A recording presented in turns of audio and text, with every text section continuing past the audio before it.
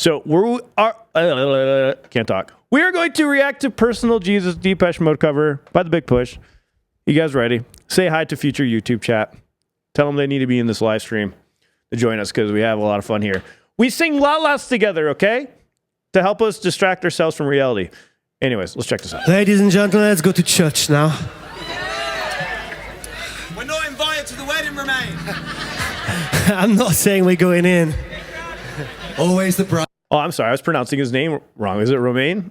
My bad. I was saying Roman earlier. Bridesmaid, never the bride. Finish. Oh, man. Reach out and touch faith. Wait. You can't just like give me that beautiful fucking harmony and stop? Wait, hold on. I want to hear that again. That was so awesome. Always the bridesmaid, never the bride. Finish. Oh, man.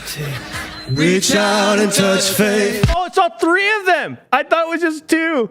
We're going to spend a good hour on this. Oh, man. Reach out and touch faith. That's awesome. One more time. Reach out and touch faith.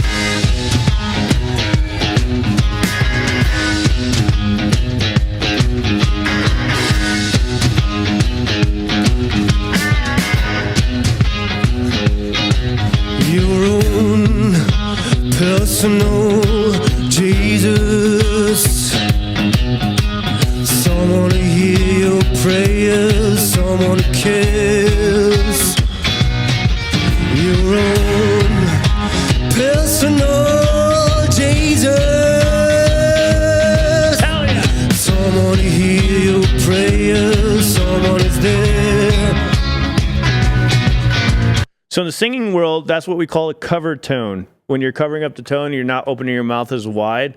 And as you can hear right now, he has a completely different voice doing that. And I love that he's doing that in this song. We just listened to the other song right now where he's singing more open. And this one, you're getting that close covered position. Someone to hear your prayers, someone is there. Which I think is hard to do because some people will consider that mumbling, but if it's used effectively, like right here, it sounds really good. I would say a lot of the '90s artists does a lot of cover tones here where you can barely understand them. Eddie Vedder, well known for it. Your own personal Jesus. Someone to hear your prayers, someone to kiss. Your own personal Jesus. Someone to hear your prayers, someone is there. Feeling unknown and you're all alone. Flesh and bone by the telephone. Peekaboo receiver, I'll make you a believer.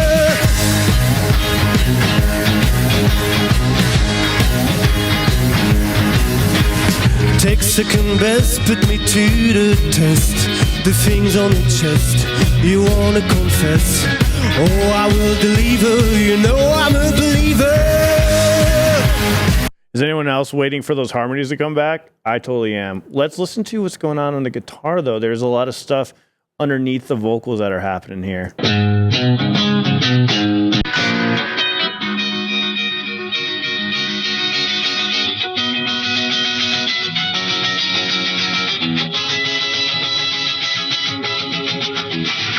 Yeah, I heard that underneath and I was like, what are they doing on that part? As I love this tone too. That tone right there, the down, got a lot of those in between palm mutes on the guitar when you're playing, and it adds this percussive element to it when you're playing. I didn't hook up my guitar, I forgot to. But anyways, you guys know what I mean. Like they mute it right away and it adds that like nice beat to it. And it feels good.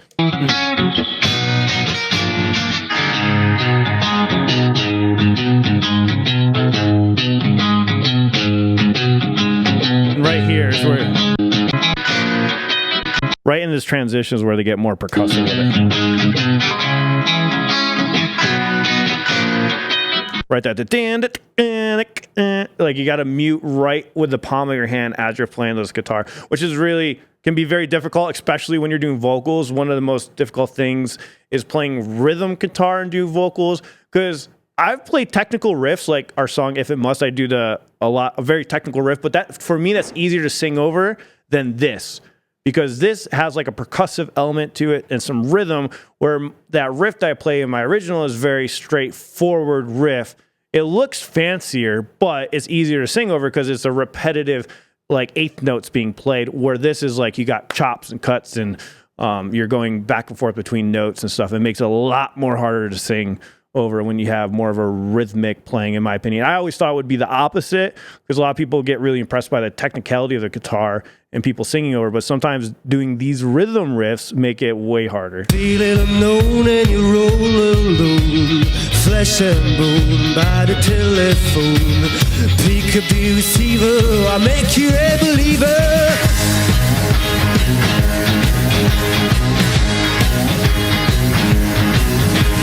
Take second best, put me to the test. The things on the chest, you wanna confess. Oh, I will deliver, you know I'm a believer.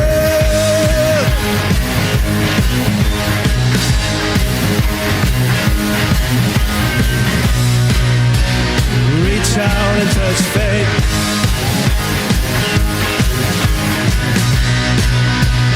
Reach out and touch faith.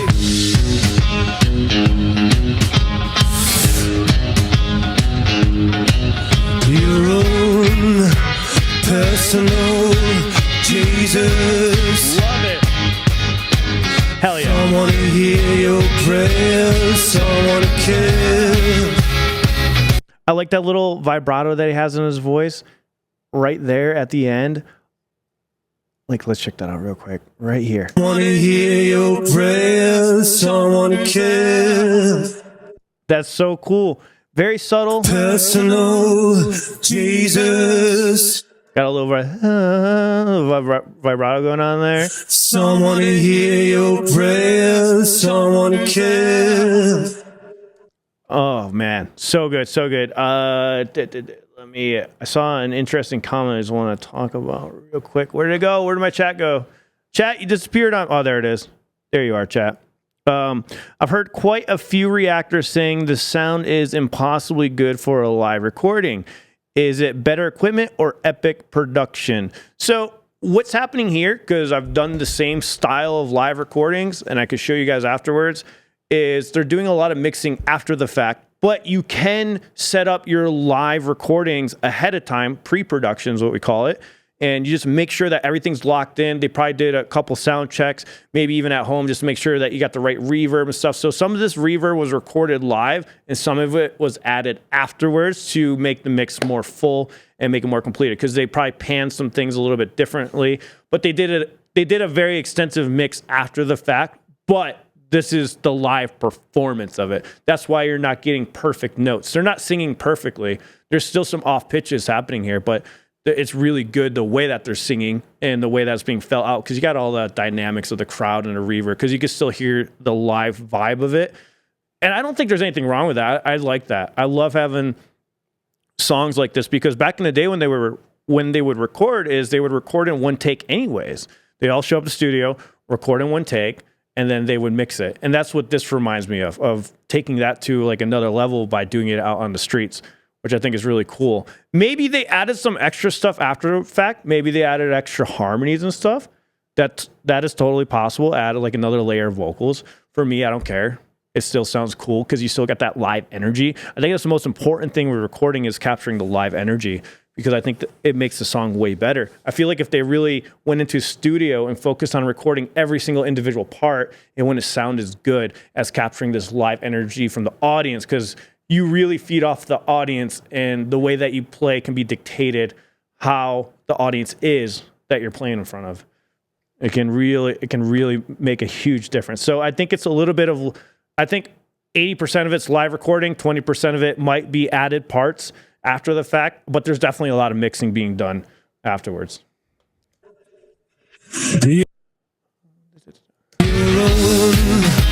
Personal Jesus. someone is there. Feeling unknown and you're all alone. Flesh and bone by the telephone. Pick up the receiver, I'll make you a believer.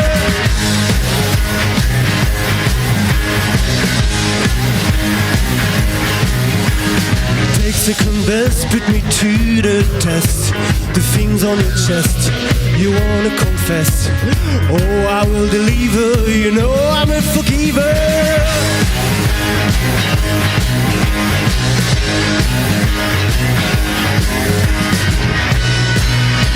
Reach out and touch faith.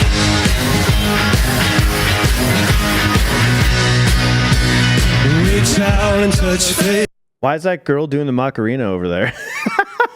Did you guys see that? Do the Macarena. Oh, wait, you guys can't see that. Oh, I'm sorry. I didn't mean to put that out of the picture. She's just chilling over there doing the Macarena. You guys were saying Ren was sliding. Which part were you talking about?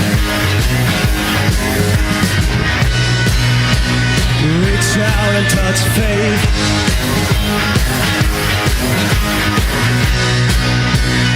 Reach out and touch faith.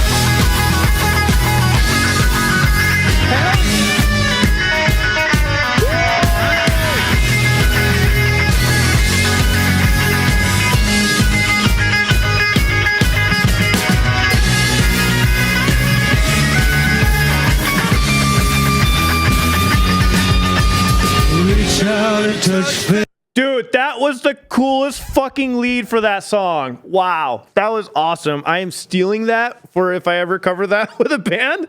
That is the lead I'm referencing. That was so cool. That was an awesome lead. I love that. Oh, let's back that up. Back that up.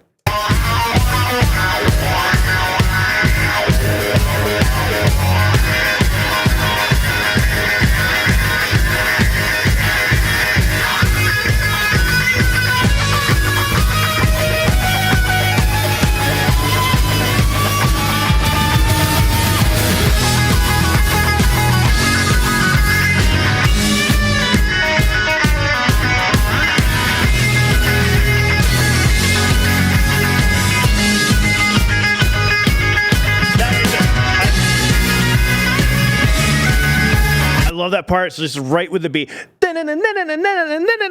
Just it hits. Reach out and touch faith.